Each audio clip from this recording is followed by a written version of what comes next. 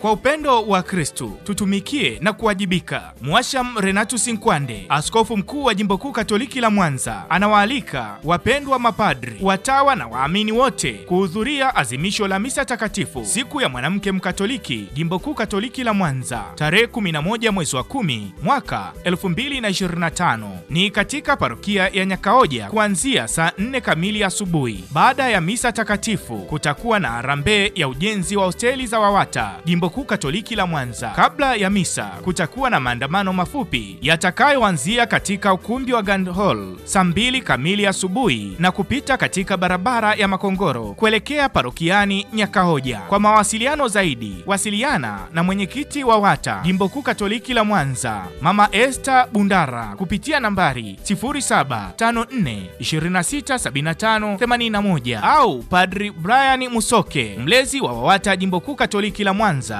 kupitia nambari 0757427434. Kwa upendo wa Kristo tutumikie na kuwajibika. Upendo wa Kristo tutumike na kuwajibika.